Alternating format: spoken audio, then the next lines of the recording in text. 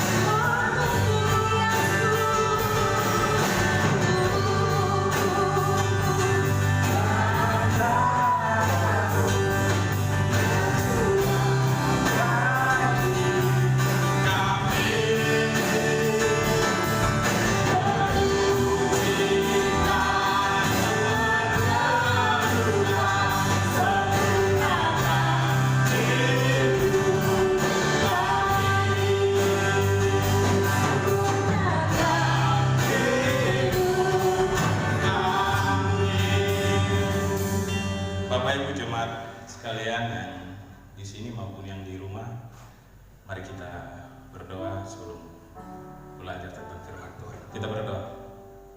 Kami sungguh mengucap syukur padamu Bapa di dalam nama Yesus, karena kebaikan-Mu yang nyata dalam hidup kami, terbukti hari ini kami masih ada seperti saat ini. Itu karena kebaikan-Mu membuat kami bisa ada seperti saat ini. Terima kasih Bapa, walaupun hari ini masih kami tetap beribadah di rumah masing-masing dan melalui screen ini, kami akan mendengarkan firman-Mu.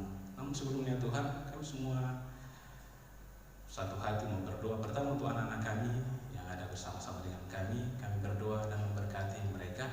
Kami percaya bahwa masa depan yang Tuhan sudah janjikan, bahwa mereka akan menjadi kepala dan bukan ekor. Mereka akan naik dan tidak turun. Bahkan Engkau berjanji bahwa walaupun 1000 reba di sisi kiri dan 10.000 reba di sisi kanan mereka, tapi mau tidak pernah akan menyentuh mereka. Dan walaupun dunia ini banyak wabah, tapi kami percaya karena Engkau ada dalam hidup anak-anak kami, di dalam hati anak-anak kami, maka mereka tidak akan pernah terkapar oleh virus ataupun penyakit apapun. Oleh karena itu Tuhan, kami berdoa dan memberkati mereka. Dan saatnya Tuhan, kami hendak membaca firman, merenungkannya. Engkau tuntun kami, Roh Kudus Engkau bersama kami, supaya setiap firman yang kami terima boleh menjadi rema, dan lebih lagi kami berkomitmen untuk melakukannya. Karena ketika kami melakukan firman, ketika kami mengimani firman-Mu dapat menyembuhkan, firman-Mu dapat memberi jalan keluar, dan firman-Mu dapat memberi peneguhan, bahkan menjadi jalan keluar bagi jalan yang tidak ada bagi kami. Di dalam nama Yesus kami semua siap untuk mendengarkan firman-Mu. Semua yang siap sama dengar firman sama-sama kita katakan amin. Baik, terima kasih tim musik yang berapa puluh minggu disedia untuk memandu kita dalam pujian penyembahan di gereja ini, dan memandu semua yang ada di rumah saat ini yang sedang mengikuti ibadah di sore hari ini dalam rangka ibadah Paskah kebangkitan Tuhan Yesus Kristus. Baik, Bapak Ibu semua jemaat yang Tuhan kasihi, hari ini sesuai dengan kalender gerejawi kita masuk pada perayaan kebangkitan Tuhan Yesus, dan minggu Jumat kemarin kita bisa merayakan kematian hari Jumat Agung. Maka izinkan saya hari ini untuk menyampaikan dua hal terkait dengan tujuan kematian dan kebangkitan Yesus. Saya akan bagi dua hal aja terkait dengan tujuan kematian dan kebangkitan Tuhan Yesus. Hal yang pertama adalah kematian Tuhan Yesus itu sebagai pengganti hukuman. Tujuannya sebagai pengganti hukuman atau korban yang harusnya kita tanggung atau dihukum, tapi Tuhan mati untuk menggantikan itu. Itu yang pertama. Ini tolong nanti dengar baik-baik. Yang kedua, kematian dan kebangkitan Tuhan Yesus itu bertujuan untuk mengembalikan kuasa atau memberikan kita kemerdekaan. Karena Bapak Ibu tahu, ketika Adam dan Hawa jatuh ke dalam dosa, kuasa yang sebelumnya diterima oleh Hawa dan Adam dan Hawa itu dicuri oleh iblis, maka perlu dikembalikan. Maka Tuhan datang untuk mati dan bangkit untuk itu. Ibu Bapak sekalian, saya akan mulai dengan hal yang pertama, yaitu tujuan kematian Yesus adalah sebagai pengganti hukuman atau korban yang harusnya kita terima. Bapak Ibu bisa ingat cerita tentang pertama kali manusia jatuh ke dalam dosa di Kejadian 3. Itu ketika mereka jatuh ke dalam dosa, dan Tuhan datang ketemu mereka, dan kemudian Tuhan memberi hukuman kepada mereka. Dikutuk, ular dikutuk, Hawa dikutuk, kemudian Adam juga dikutuk. Namun walaupun dalam kemarahannya Tuhan juga masih kayak sayang sama mereka, dan waktu mereka berdosa mereka telanjang. Dan hal yang pertama Tuhan lakukan adalah membunuh hewan atau membunuh binatang, dan kulitnya dipakaikan kepada Adam dan Hawa. Kita bisa lihat hal ini dalam Kejadian 3 ayat 11. Coba Om Yansen dibuka Kejadian 3 ayat 11.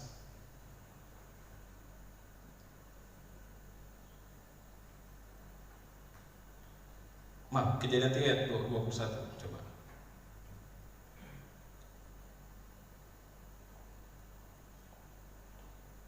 Yang 3 ayat 21. Kejadian 3 ayat 21.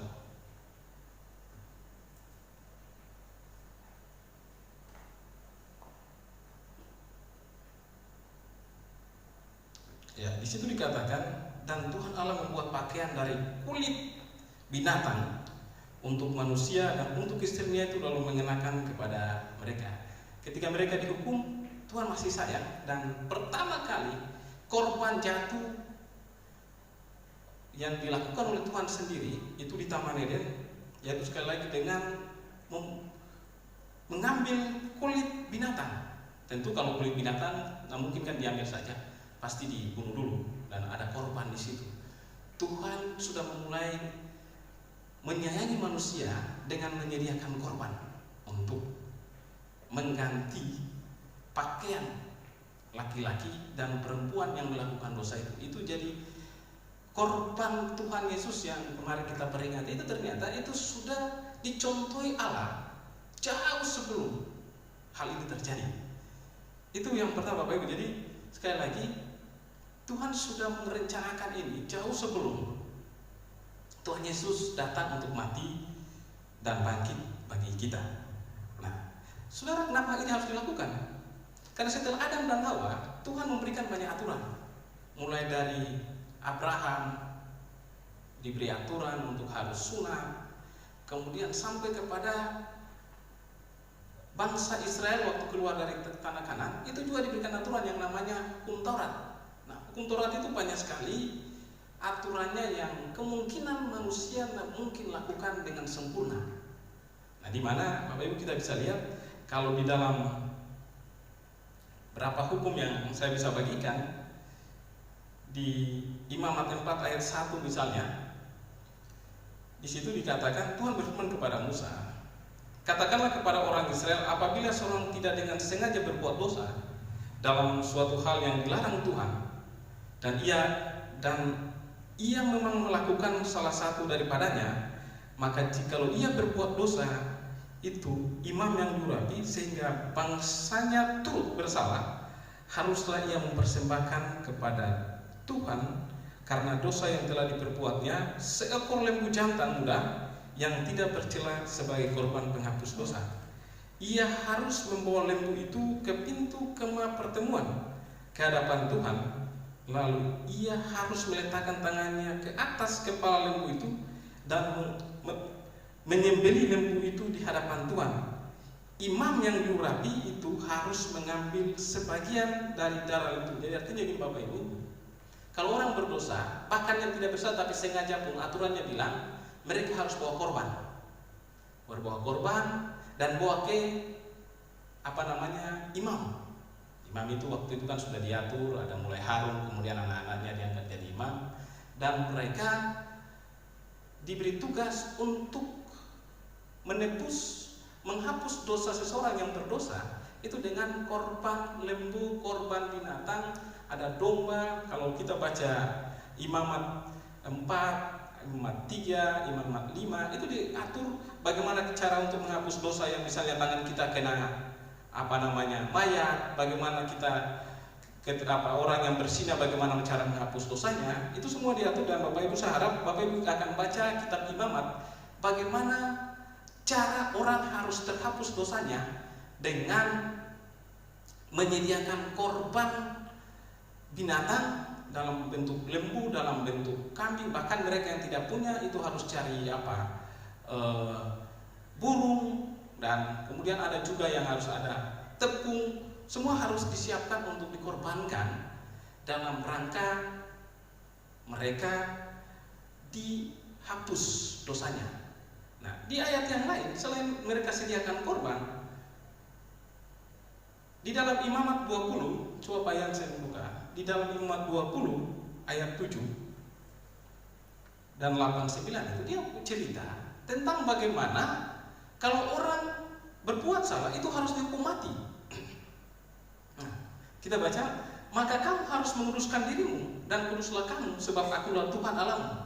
Ayat 8, demikianlah kamu harus berpegang pada ketetapanku dan melakukan. Akulah Tuhan yang menguruskan kamu. Ayat 9, apabila ada seorang yang mengutuki ayahnya atau ibunya, pastilah ia dihukum mati. Perhatikan baik, pastilah ia dihukum mati. Ia telah mengutuki ayahnya atau ibunya, maka darahnya tertimpa kepadanya sendiri. Kalau Bapak Ibu baca seterusnya, itu menceritakan dia membuat aturan-aturan di mana kita buat salah itu harus dihukum mati. Nah, apa yang saya ingin ceritakan, yang saya ingin Bapak Ibu paham. Kalau Bapak Ibu baca ini baik-baik, baru kemudian Bapak Ibu kita renungkan, kenapa Tuhan bisa mati? Kenapa Yesus datang dan kemudian harus mati? Tujuannya tadi seperti saya bilang, mengganti hukuman atau korban yang harusnya kita tanggung. Kenapa demikian Bapak Ibu? Nah, Bapak Ibu bisa bayangkan ya. Hukum Taurat, di dalam Galatia dia bilang, hukum Taurat kalaupun dilakukan tidak mungkin dilakukan dengan sempurna. Maka kalaupun kita lakukan, berusaha untuk sempurna melakukan hukum Taurat, pasti saja ada kesalahan. Dengan begitu, tidak pernah ada orang yang bisa terhapus dosanya kalau dia melakukan hukum Taurat.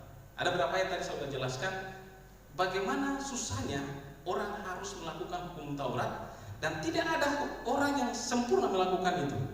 Maka Allah sendiri turun untuk korbankan anaknya dalam Yesus, untuk menggantikan kita yang harusnya dihukum.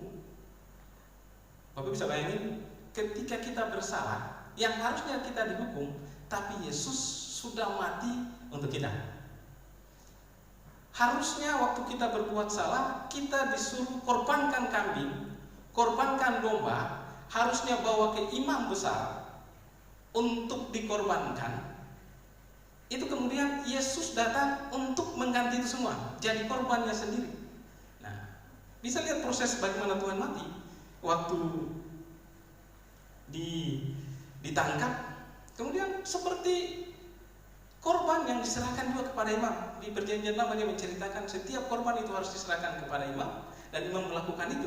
Dan di Perjanjian Baru di Matius 27 ayat 1 dikatakan ketika hari mulai siang, semua imam, kepala dan tua-tua bangsa Yahudi berkumpul dan mengambil keputusan untuk membunuh Yesus. Artinya apa? Sama persis bagaimana di Perjanjian Lama menceritakan setiap orang berdosa harus membawa korban untuk disembelih oleh imam, dan mereka dosanya baru bisa terhapus.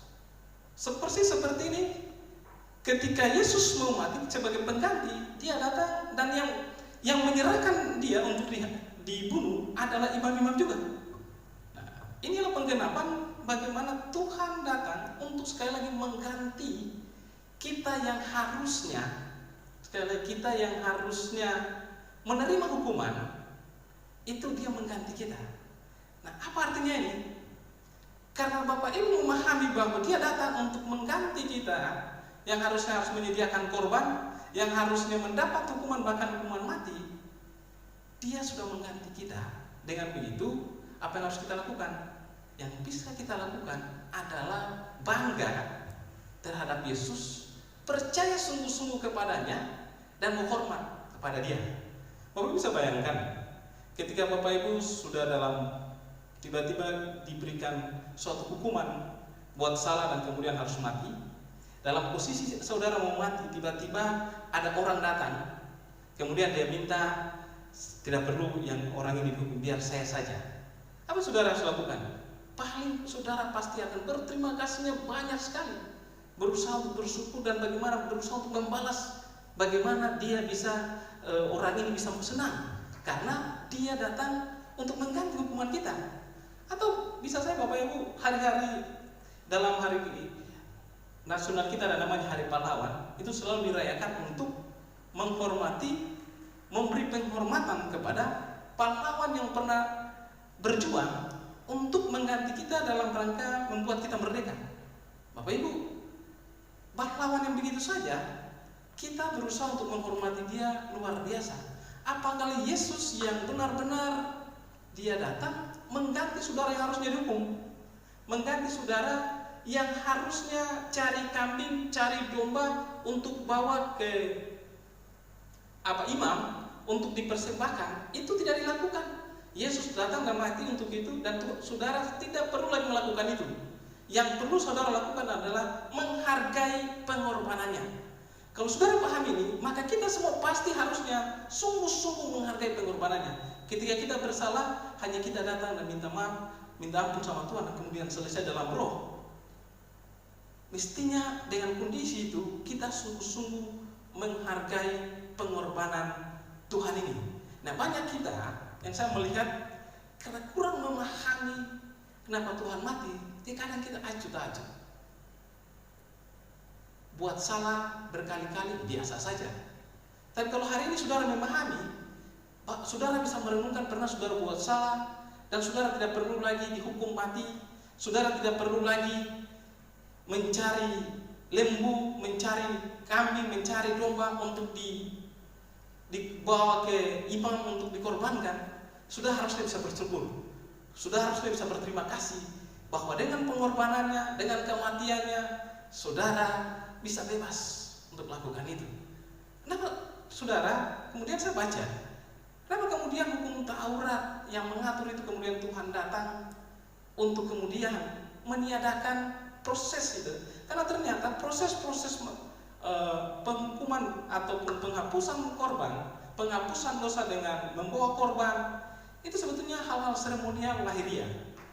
Bayangkan Tuhan datang untuk meniadakan itu, yang harusnya kita bawa korban, harusnya kita bawa kambing, harusnya kita dihukum, kemudian Tuhan tiadakan itu, dan kita hanya datang dengan menyerahkan diri dalam roh. Nah, rupanya yang diatur dalam hukum Taurat adalah hal-hal yang terkait dengan seremoni lahiriah. Kenapa gitu? Karena kalau kita tetap melakukan seremoni, maka yang terjadi adalah ada kesombongan diri, ada meninggikan diri. Ya, makanya hari ini kalau kita bisa tidak ibadah di gereja, tidak perlu ada bentuk ibadah di sini, tapi kita kemudian ibadah di rumah, imam-imam di rumah, keluarga bangkit dan berdiri untuk mewakili keluarganya, maka ini bagian dari kita meniadakan liturgi yang sebetulnya harusnya kebiasaan yang kita lakukan, dan Yesus lakukan itu. Dia meniadakan liturgi, dia meniadakan hal-hal lahiriah, seremoni. Kenapa? Karena kebanyakan kita ketika kita melakukan seremoni, itu yang terjadi adalah menyombongkan diri. Ya, karena saya maka seremoninya jadi, karena saya maka acaranya jadi. Nah, itu Yesus datang untuk meniadakan itu. Dia meniadakan seremoni, bagaimana cara penghapusan dosa dengan datang ke imam. Seremoni harus potong kepalanya, darahnya harus dicuci. Nah, Bapak Ibu nanti akan baca di imamat itu bagaimana proses seremoni yang dilakukan untuk penghapusan dosa itu. Tuhan datang untuk meniadakan itu. Dan proses itu harusnya umat Tuhan setelah memahami ini, maka hidupnya bukan hanya seremoni lagi. Hidupnya adalah hidup yang bergantung sama Tuhan karena roh, bukan seremoni. Artinya apa? Seremoni itu gini, ketika orang datang ke gereja, itu merasa beres urusannya, karena sudah datang ibadah di gereja.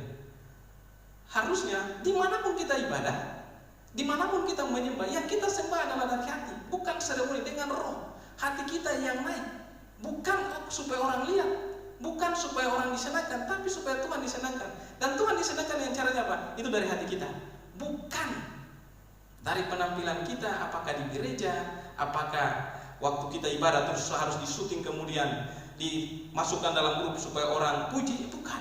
Itu seremoni. Tapi yang terjadi, yang terpenting adalah bagaimana hati kita berdiri dan berdoa pada Tuhan dengan hati yang sukacita. Karena saya melihat ketika kita harus share di grup apa semua, itu seolah-olah kita berdoa supaya difoto. Nah, ini seremoni yang kita harus tiadakan. Seremoni-seremoni yang harus ditiadakan dalam kehidupan kita. Yesus mati untuk menyediakan itu. Nah, kalau kita masih seperti itu, maka kita masih ada di perjanjian lama. Kita masih mengikuti hukum Taurat. Ini jadi penting. Yang berikut, kenapa dan Tuhan datang tiadakan. Ditiadakan supaya semua kita seremoni ini tidak perlu dilakukan oleh para pendeta sendiri, tidak perlu oleh imam-imam, tapi siapapun dia ketika percaya sama Yesus, dia bisa datang kepada Tuhan dengan hatinya. Maka hari ini Bapak Ibu, Bapak-bapak yang sedang ada di rumah, dengan kondisi ini Tuhan mengajarkan kepada kita, kita tidak perlu lagi menyerahkan pergumulan kita tidak perlu menyerahkan pergumulan kita kepada pendeta, kepada gembala untuk mendoakan, tapi kita masing-masing ada di rumah berdiri untuk keluarga kita dan jadi imam untuk diri sendiri. Kalau secara Taurat kita harus mau datang pengampunan dosa, kita mau datang kepada Tuhan harus lewat imam. Dalam perjanjian lama, dalam Taurat harus lewat imam, tidak bisa orang langsung datang kepada Tuhan. Tapi dengan kematian Yesus, dia datang meniadakan seremoni itu, dan siapapun dia yang percaya sama Tuhan langsung datang. Jadi tidak perlu harus melewati imam. Ini jadi penting. Maka Bapak Ibu semua yang jadi imam-imam di rumah, jadi kepala-kepala keluarga, berdirilah jadi imam yang sungguh-sungguh.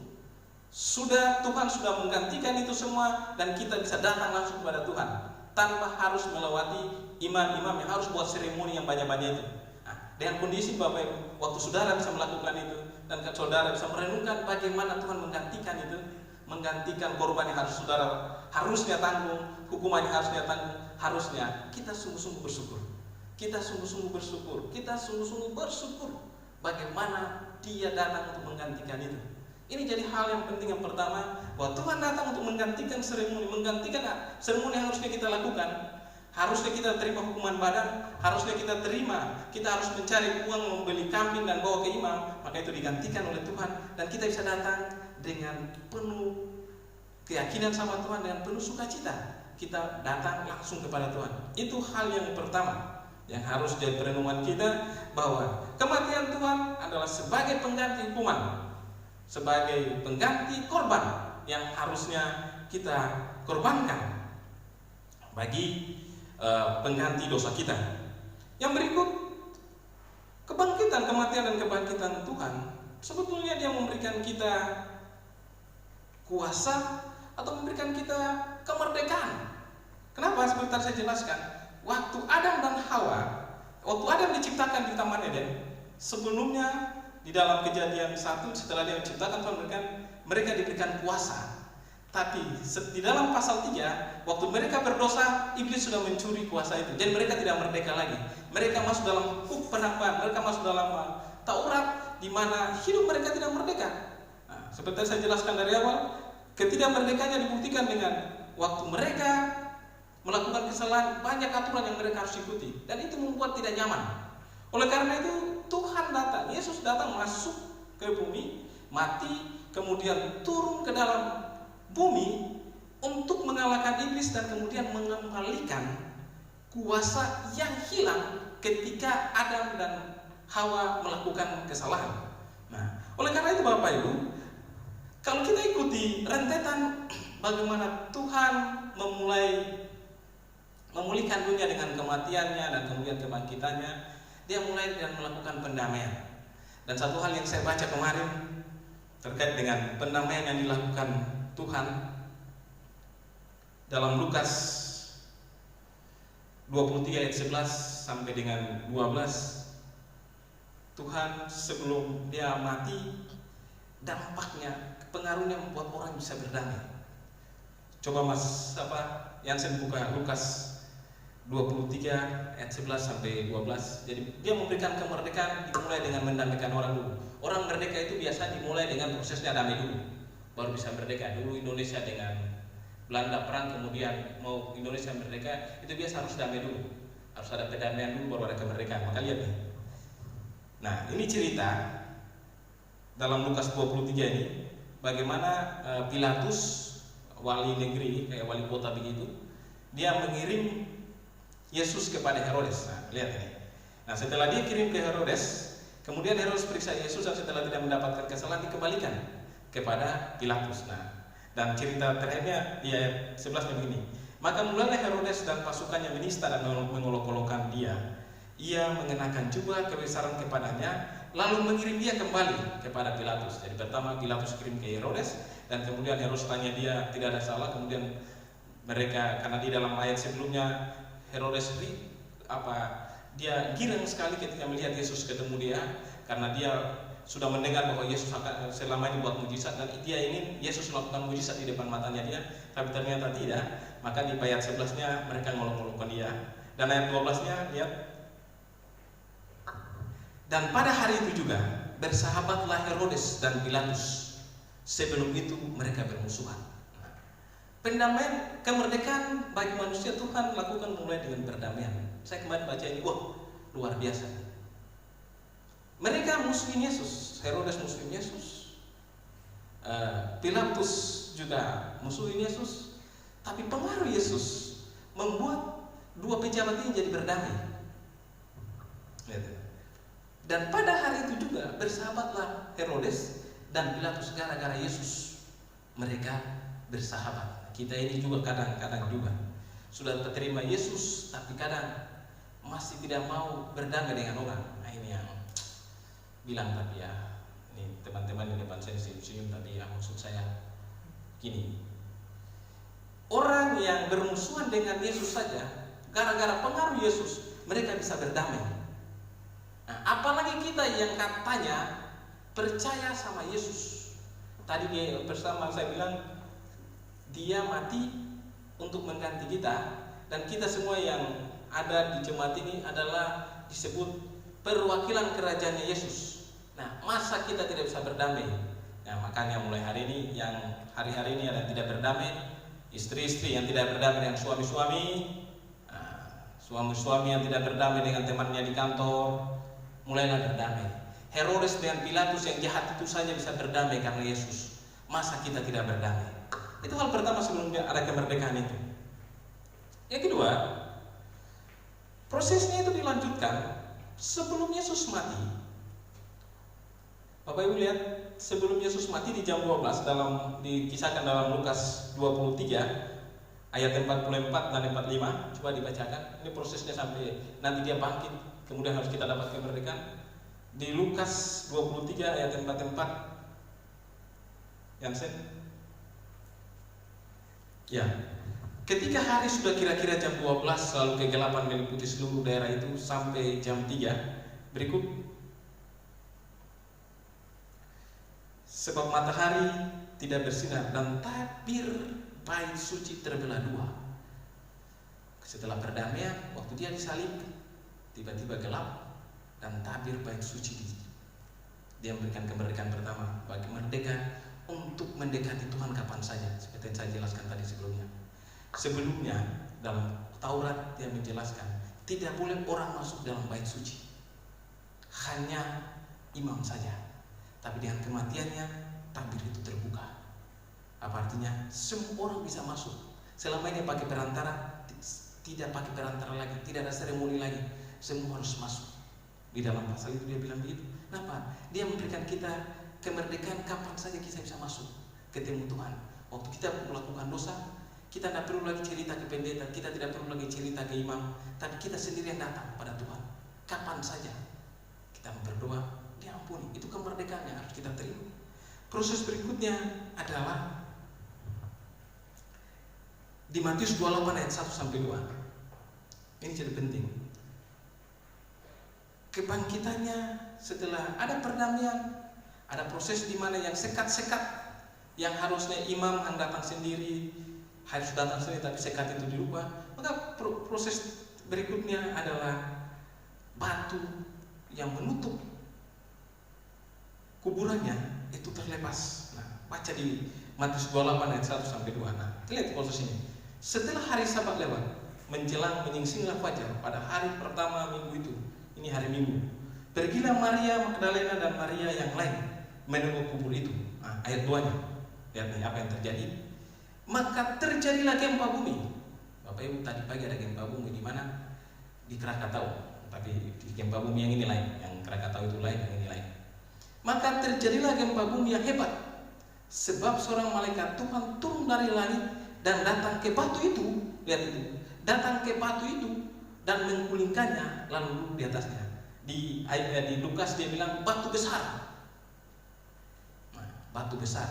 Batu ini melambangkan masalah yang membuat kita tidak merdeka.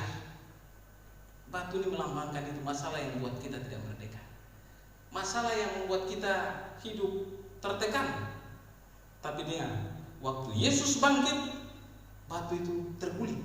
Nah, tapi diawali dengan ini, gempa bumi besar. Diawali dengan apa? Gempa bumi besar. Apa artinya Bapak Ibu?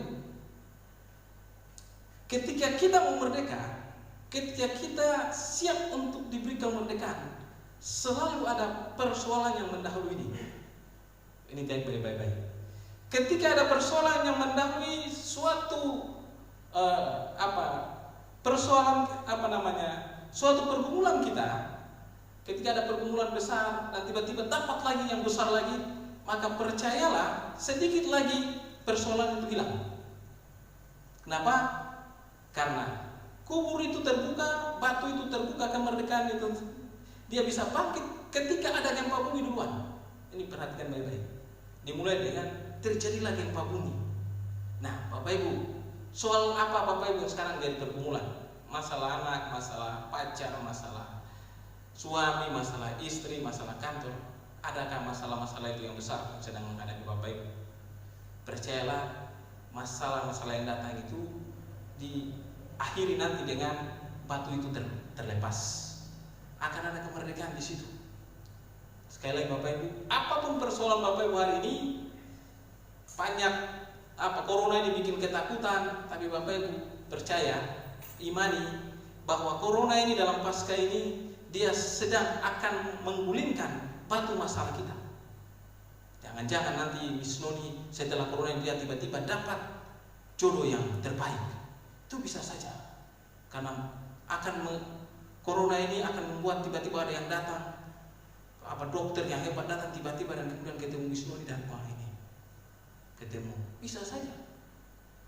Corona ini masalah. Jadi saudara yakinlah di rumah masing-masing, yakinlah bahwa saudara harus siapkan diri untuk menerima berkat apa yang akan diterima setelah persoalan yang kita hadapi saat ini. Diawali sekali dengan gempa bumi, Pak. Di mana-mana gempa bumi memang soal, tapi setelah gempa bumi itu dia punya lahirnya itu menjadi pupuk. Selalu begitu. Di Alkitab dia bilang gempa bumi mengawali kebangkitan. Gempa bumi mengawali kebangkitan. Gempa bumi tujuannya untuk menggulingkan batu itu. Ini jadi penting. Persoalan apa Bapak Ibu saat ini? Penyakit, masalah ekonomi, masalah jodoh, masalah istri yang masih cerewet, masalah suami yang masih tidak pulang-pulang ke rumah. Percayalah, persoalan itu segera akan berakhir. Karena Yesus bangkit, itu dia mulai dengan masalah. Yang terjadi saat ini, corona ini, saya percaya persoalan ini akan menghasilkan suatu kemerdekaan bagi kita semua. Dan ini kita sudah rasain semua. Gara-gara corona, bapak-bapak sekarang berdiri untuk jadi imam. Itu persoalan dan istri-istri. Kemarin saya diskusi dengan ada berapa istri. Selama ini bapak, suami saya tidak pede untuk berdoa di keluarga. Tapi gara-gara corona ini dia sekarang jadi imam betul di keluarga. Ini kemerdekaan. Jadi jangan kita melihat corona ini sesuatu yang negatif, tapi lihatlah bahwa di mana-mana ada persoalan, pasti di baliknya ada kebaikan Tuhan, pasti ada kemerdekaan di situ. Dan Bapak Ibu, seperti tadi saya bilang bahwa kematian kebangkitan Tuhan itu memberikan kita kemerdekaan, mengembalikan kuasa yang harus sudah hilang, yang iblis sudah ambil dari kita. Dan hal ini juga ditulis oleh Rasul Paulus dalam Galatia 5 ayat 1. Ini mungkin ayat yang terakhir. Galatia 5 ayat 1. Masih yang saya buka lagi. Galatia 5 ayat 1 situ. Nah, dia pun judulnya ini, Galatia 5 ini judulnya kemerdekaan Kristen. Nah, dia bilang ini, supaya kita sungguh-sungguh merdeka, Kristus telah memerdekakan kita. Karena itu berdirilah teguh dan jangan mau lagi dikenakan kuk pertambahan. Kematian Kristus, kebangkitan Kristus membuat harusnya kita tidak terhambakan lagi dengan dosa. Harusnya tidak terhambakan lagi dengan aturan-aturan seremoni yang membuat kita merasa berat dalam mengikuti Yesus.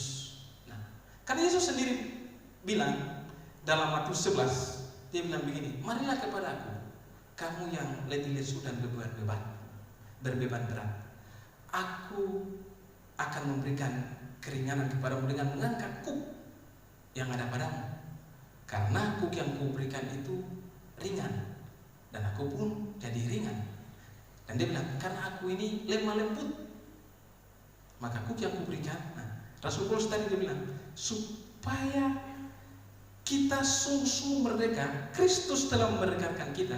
Kristus sudah bilang pada Matius 11, karena itu berilah teguh dan janganlah mau dikenakan kuk perhambaan. Perhambaan apa yang maksudnya dalam hal ini? Kenapa kita kadang tidak merdeka? Karena ego kita buat kita kadang tidak merdeka. Maka kadang kita utamakan seremoni supaya orang lihat. Ini yang bikin kadang kita tidak merdeka. Kuk seperti ini. Kita bikin ibadah besar supaya kalau orang lihat, dong bilang tuh hebat. Nah, ini membuat kita menjadi berat. Waktu ibadahnya tidak besar, terus kita jadi beban. Nah, ini harusnya kan seremoninya ini tidak perlu. Tapi kalau kita lakukannya dengan tulus, dengan ikhlas, waktu kita memuji Tuhan dengan ikhlas, tanpa dilihat orang, tanpa harus dipuji orang, harusnya kita senang. Nah, ada pemimpin pujian teman saya, karena dia curhat saya, dia sakit hati karena gembalanya tidak puji dia. Padahal dia sudah berubah bagus, baru tidak dipuji. Nah, ini jadi kuk. Ini jadi kuk tidak merdeka gara-gara ingin dipuji. Nah, itu yang tadi saya bilang, kayak bisa kuknya tidak hilang. Kita tidak jadi merdeka. Itu jadi penting. Nah, makanya ketika saudara memahami kematian kebangkitan Kristus, saudara merdeka, mestinya saudara lakukan apa? Apapun yang saudara lakukan dengan kemerdekaan, karena saudara berpikir bahwa yang saudara lakukan adalah untuk Tuhan, bukan untuk manusia. Gara-gara kita berpikir untuk manusia, itu yang jadi kuk untuk kita sendiri. Jadi berat. Saya lakukan tapi masa sudah capek-capek bikin baru tidak ada pujian kah? Masa sudah kasih masuk apa? Capek-capek kasih masuk quote di grup web tapi tidak ada yang puji. Bikin sudah, saya tidak mau kasih masuk lagi. Ini hal-hal yang karena bikin kuk untuk berat. Buat halal kita, hidup kita jadi berat. Buat kita jadi berat. Kenapa? Karena kita ingin dipuji. Kewisan kita yang buat kita jadi kuk tersendiri. Maka hari ini mulailah merdeka. Lakukan semua untuk Tuhan. Jangan bikin untuk manusia. Karena kalau bikin untuk manusia jadi repot. Dan kemerdekaan yang kita terima, yang kalau kita terima itu kuknya hilang, mestinya benar-benar kita merdeka. Merdekanya apa? Merdeka itu adalah kita memerdekakan diri sendiri. Dan sekali lagi, keegoisan kita. Memerdekakan diri kita jadi ingin dipuji. Merdeka dari apa? Merdeka dari ingin hebat sendiri. Ini harus hilang dari kita. Karena kalau tidak, ini akan jadi sesuatu yang jadi kuk terus, dia tidak merdeka. Dan Pak Raffles bilang sudah merdeka, kenapa kita masih kayak rasa sakit? Itu karena Bapak Ibu sendiri yang tidak mau dimerdekakan.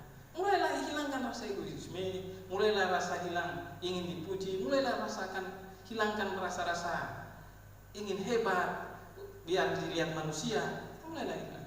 Karena kamu semua ingin untuk hanya dipuji Tuhan, maka mau baik menyanyikan, tidak baik menyanyikan, tetap sukacita. Saya berapa kali menyanyi tidak baik, orang bilang saya tidak perlu, karena saya percaya bahwa Tuhan yang dengar. Hati saya tahu bahwa sukacita, saya ada rasa sukacita dengan Tuhan. Mau orang bilang tidak kah? Mau bilang suaranya jelek sekali, tidak penting. Karena saya menyanyi untuk Tuhan, bukan untuk dia. Jadi kalau dia tidak suka, ya urusannya dia. Tapi hati saya benar-benar, sehingga walaupun bisa ditegur, saya tetap senyum aja. Kenapa? Karena saya bukan untuk orang yang tegur saya kok, saya untuk Tuhan. Kenapa? Saya lakukannya dengan tulus. Waktu saya menyanyi dengan tulus, saya tulus. Waktu saya khotbah, orang kemudian bilang salah, tidak masalah. Saya lakukannya dengan tulus. Tuhan perbaiki nanti. Itu jadi membuat kita jadi tenang, membuat kita jadi ringan. Bebanmu akan ringan kalau kamu benar-benar tidak melihat seremoni, tidak melihat fisik. Seremoni jadi sesuatu beban. Tapi melakukan segala sesuatu itu benar-benar untuk Tuhan. Itu akan jadi penting. Dan yang terakhir, kemerdekaan itu digunakan, kalau kita sudah merdeka, digunakan untuk saling mengasihi. Seperti Rasul Paulus jelaskan lagi di pasal 5, Galatia 5 ayat 13 sampai 14. Galatia 5 ayat 13 sampai 14. Ini terakhir. Jadi yang masih di rumah duduk nonton, dengar dulu. Nanti setelah itu baru minum. Dengar dulu ya. Oke. Galatia 5 ayat 13. Saudara-saudara, memang kamu telah dipanggil untuk merdeka. Tetapi janganlah kamu mempergunakan kemerdekaan itu sebagai kesempatan untuk kehidupan dalam dosa. Melainkan layanilah seorang akan yang lain oleh kasih. Ayat 14-nya, sebab seluruh hukum Taurat tercakup dalam satu firman ini, yaitu kasihilah sesama manusia seperti dirimu sendiri. Kalau kita lakukan segala sesuatu dengan kasih, melayani manusia juga dengan kasih tanpa menuntut dipuji, melayani di gereja dengan mengasihi tanpa ingin dibayar dengan pujian, maka kita akan ringan apa yang kita kerjakan. Tapi ketika kita melakukan sesuatu dengan ada maunya, sesuatu karena ada orang bilang apa, orang anak-anak muda sekarang bilang ada modus. Ketika modus kita tidak sesuai, maka jadilah kita jadi sakit berat sendiri. Datang ke gereja supaya ketemu pemuda-pemuda yang cantik, siapa tahu ketemu. Jangan datang untuk Tuhan supaya Tuhan jangan kiri. Kasih pemuda-pemuda di samping-samping yang terbaik itu, apa yang siapa tahu dari luar yang bagus. Kan begitu.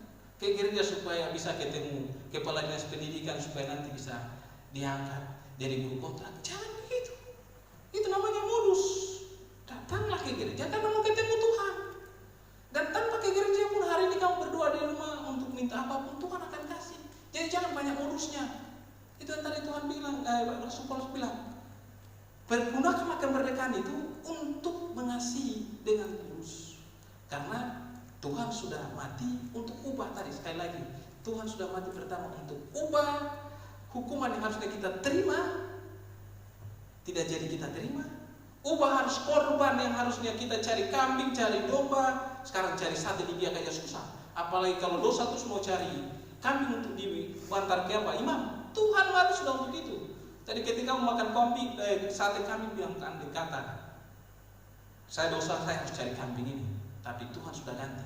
Waktu kamu mau makan bilang, Tuhan puji syukur, karena walaupun saya berdosa, tapi Tuhan sudah ganti. Kambing harus diganti dengan hanya saya datang dengan minta ampun saya dan percaya sama Tuhan, saya terhapus. Harusnya saya dihukum mati. Waktu saya mengutuk orang tua saya, tadi Alkitab bilang orang kutuk orang tuanya, saya harus dihukum mati. Tapi ketika saya lakukan itu, saya datang minta maaf sama Tuhan, saya diampuni. Dan Tuhan bilang jangan bikin lagi. Jadi yang suka menghakimi orang tuanya, yang suka kutuk-kutuk orang tuanya, bertobat. Karena itu hukumannya harus kayak mati. Tadi Tuhan sudah mati dan kamu jangan bikin lagi. Karena tadi kemerdekaan yang kamu gunakan jangan dipakai untuk bikin dosa. Kita bikin lagi nanti kan kita datang ampun lagi. Jangan. Karena bukan karena Tuhan sedih dan kamu juga sedih. Orang bikin salah berkali-kali itu tidak enak juga, ya enggak? Sekarang orang kalau salah datang terlambat satu kali disalamin, terus datang terlambat, bikin salah lagi terlambat lagi. Apakah yang datang duluan itu terganggu? Tidak, yang terganggu itu yang datang terlambat. Kan gitu. Jadi orang mungkin tidak buat salah, tidak buat dosa, bukan supaya orang lain enak, bukan. Kita bertobat itu supaya diri kita yang nyaman. Seperti yang saya bilang, orang datang terlambat itu kan dosa. Tapi waktu datang satu kali diampuni, dia mungkin senang. Datang kedua kali, apakah dia senang? Pasti dia nggak senang. Seperti dosa apapun, ketika kita lakukan setelah diampuni, kemudian kita masih melakukan lagi, yang rugi bukan Tuhan, tapi yang rugi kita sendiri, dia sudah hapus. Dan kita yang jadi sakit sendiri. Nah, oleh karena itu Bapak Ibu, mulailah.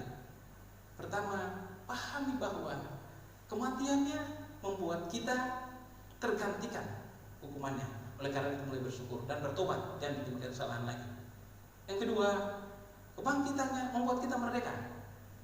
Merdeka dari apa aja? Merdeka dari rasa benci, merdeka dari rasa harus dipuji, mulai merdeka lah. Dan kerana kemerdekaan itu tadi saya jelaskan, apapun soalmu hari ini, apapun pergumulanmu hari ini, percaya setiap pergumulan, setiap kemerdekaan selalu dilalui dengan pergumulan dulu. Dan lihat, batu tadi sebelum dia terbongkar untuk kebangkitan itu terjadi, dimulai dengan gempa bumi. Gempa bumi apa yang saudara rasakan hari ini? Gempa bumi masalah apa yang saudara rasakan hari ini? Imani bahwa gempa itu akan mendatangkan, menggulingkan batu soal, dan saudara akan merdeka.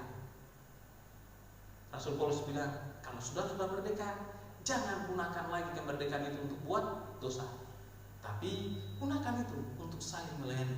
Karena semua hukum Taurat ini sudah ditiadakan, tapi tetap masih ada dengan ini dikumpulkan jadi satu. Sebab seluruh hukum Taurat tercakup dalam satu firman ini, yaitu kasihilah sesama manusia seperti dirimu sendiri. Marilah kita saling mengasihi, marilah kita saling menyayangi dengan tulus tanpa ada modus. Marilah kita saling mengasihi dengan tulus tanpa mau dipuji. Karena dengan begitu bebanmu benar-benar ringan. Kamu sukacita, kamu akan bersukacita, dan sukacitamu itu akan membuat damai sejahtera, dan damai sejahteramu Tuhan akan memberkati kamu. Saya mengundang tim musik maju ke depan.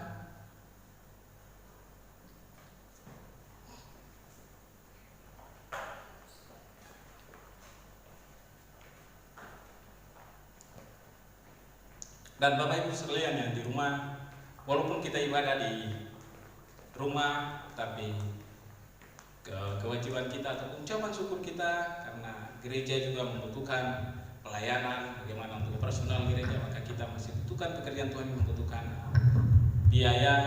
Oleh karena itu persembahan saudara yang berapa minggu ini sudah dikumpulkan di rumah, kita harapkan saudara kalau tidak bisa mengantar ke bendahara, saudara bisa transfer ke rekening di Bank Papua, Postpay Superi, sesuai dengan nanti nomor rekeningnya ada dalam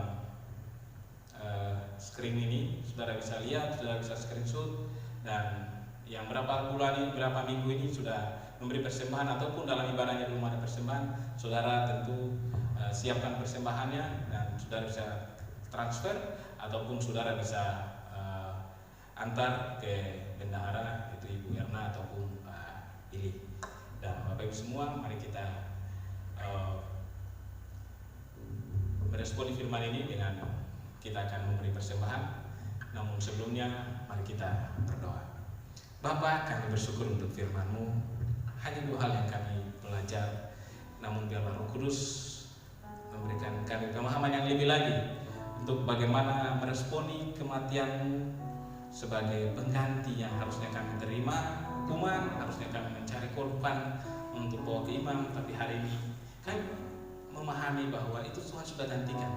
Oleh karena itu biarlah hati kami terus bersuka cita untuk bersyukur, untuk membanggakan kematian-Mu, dan kebangkitan-Mu membawakan kami suatu kemerdekaan. Dan biarlah kemerdekaan yang kami terima, kami memahaminya dan kami mempraktekkan kemerdekaan yang kami terima untuk saling mengasihi. Bapak, terima kasih. Dan untuk meresponi firman-Mu, kami akan memberi persembahan. Teman semua yang ada di rumah akan memberi persembahan, dan persembahan yang kami memberi, biarlah kami memberi dengan sukacita. Tidak seperti kami memberi untuk manusia, tapi memberi untuk Tuhan. Dan dengan begitu rasa memberi kami adalah ada sukacitanya, bukan karena terpaksa. Terima kasih Bapak. Berkati semua kami yang akan memberi, dan biarlah berkat Tuhan terus tercurah bagi kami semua. Di dalam nama Yesus kami bersyukur untuk firman, dan kami siap untuk memberi. Haleluya. Amin.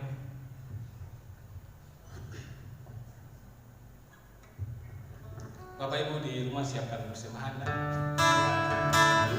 sambil memuji Tuhan.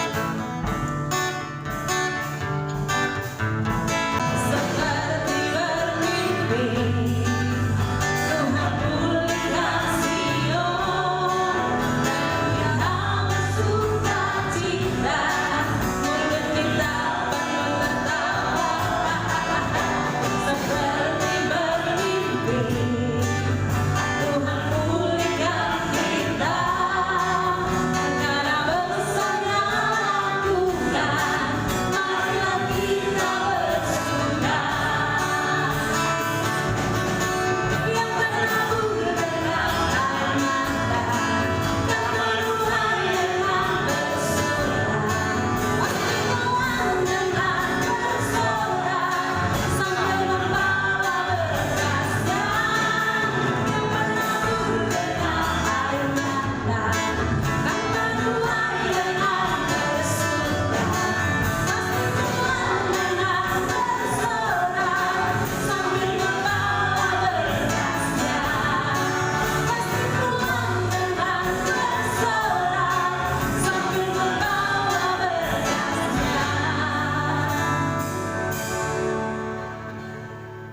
terima kasih untuk Bapak Ibu yang sudah bersedia untuk memberi, dan saya ingatkan lagi persembahannya bisa ditransfer atau diantar ke bendahara.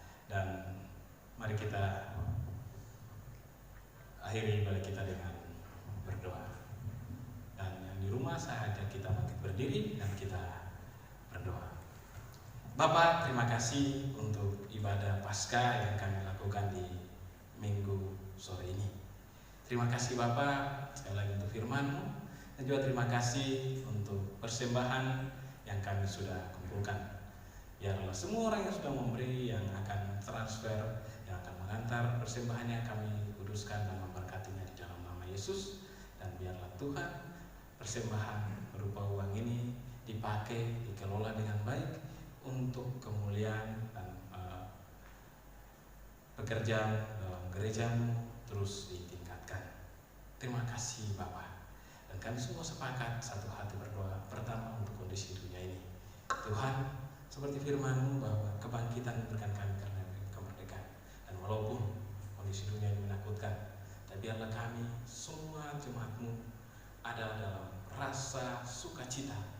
Kami tidak gentar, tapi dengan pertolongan Tuhan kami bisa menikmati hari-hari kami dan lihat damai sejahtera Allah dalam setiap rumah tangga kami. Terima kasih Bapak. Apapun setiap soal yang ada dalam rumah tangga kami secara pribadi dalam hidup kami berdoa di dalam nama Yesus. Seperti kebangkitan-Mu, persoalan kami juga dibangkitkan dan Tuhan kami menerima kemerdekaan. Karena persoalan-persoalan kami bisa lalui walaupun berat, tapi kami menemukan jalan, kami menemukan pintu, kami menemukan solusi dalam setiap persoalan kami. Terima kasih Bapak.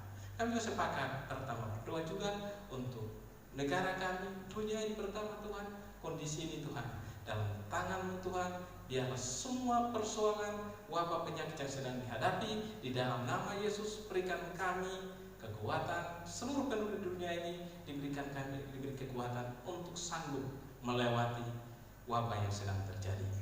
Biarlah para medis yang sedang, para laboran yang sedang mencari solusi untuk menemukan vaksin untuk pengobatan wabah ini, dalam nama Yesus Engkau berikan mereka hikmat untuk menemukannya, supaya umat di dunia ini boleh pulih dan nama Tuhan dipermuliakan di dunia ini.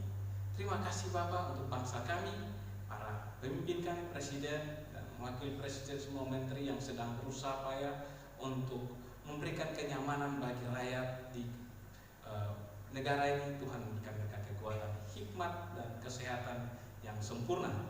Menteri Kesehatan dan semua tim Satgas secara nasional juga diberkati dan diberi kekuatan. Berdoa khusus untuk tanah Papua, Papua Barat dan Provinsi Papua, para gubernur yang terus bekerja dengan tim yang ada untuk bekerja bagaimana memberi kenyamanan bagi rakyat di dua provinsi ini. Kami berdoa Tuhan diberkati. Dan berdoa juga untuk Biak dan Supiori, dua bupati dan staf tim Satgas yang sedang juga berupaya untuk memberi kenyamanan bagi dua kabupaten ini. Tuhan Kau berkati. Beri damai sejahtera supaya semua orang melihat persoalan yang sedang dihadapi ini, melihat dengan positif, dan karena begitu nama-Mu akan dimuliakan, karena Tuhan bisa memulihkan semua yang mendapatkan soal karena wabah ini. Terima kasih Bapak. Kami rindu pemulihan untuk dia, kami juga rindu pemulihan untuk Supiori. Biar rakyat di daerah ini dipulihkan, biar ada damai, ada sukacita, dan semua orang Tuhan melihat Tuhan dalam setiap persoalan mereka, dan mereka bertobat dan dipulihkan dan mengaku Yesus sebagai Tuhan dan Juru Selamat mereka. Semua jemaat roh baik di Biak maupun di Supiori diberkati di dalam nama Yesus. Para pemimpin gereja kami baik di roh maupun di GBI secara umum kami berdoa diberkati. Khusus untuk gembala kami di Rock Supiori, Pak Roni dan keluarganya, kami berdoa berikan kekuatan, kesehatan, damai dan sukacita. Kami memberkati hamba-Mu dan keluarganya. Semua pekerja baik yang ada di gereja tapi juga para kepala komsel, semuanya kami berdoa memberkati mereka. Dalam kondisi-kondisi ini Tuhan, kami terus kuat, teguh dalam beriman kepada-Mu, dan kami yakini kemerdekaan sudah pasti kami terima. Terima kasih Saudara sekalian, hari ini kita sudah dimerdekakan, dan kita percaya bahwa kemerdekaan yang kita peroleh benar-benar kita lakukan untuk mengasihi sesama kita, mengasihi istri, anak kita, dan marilah kita terima berkat. Biarlah damai sejahtera dari Allah Bapa, cinta kasih dari Yesus Kristus turun atas setiap keluarga, setiap jemaat yang hari ini sedang menyaksikan, mengikuti ibadah secara online. Turun atas keluarga mereka, surga turun atas keluarga mereka, surga turun di hati mereka. Biarlah ada damai, ada sejahtera, ada kelimpahan makanan, ada kelimpahan minuman dalam hidup mereka. Orang lain boleh berutang, tapi mereka yang memberi utang, dan mereka semua diberkati. Keluar masuk mereka, pekerjaan mereka, apapun yang mereka kerjakan, karena penyertaan Tuhan dibuat semuanya berhasil. Terima kasih Bapa. Biarlah damai dan sukacita terus melingkupi hidup kami, mulai dari hari ini, besok, terus kekal sampai selama-lamanya. Berkat ini kami terima hanya di dalam nama Yesus, Tuhan yang selalu memberkati kami. Haleluya. Semua yang sudah menerima berkat, sama-sama kita katakan amin. Terima kasih. Tuhan memberkati kita semua. Shalom. Joshua. Subajo. Terima kasih.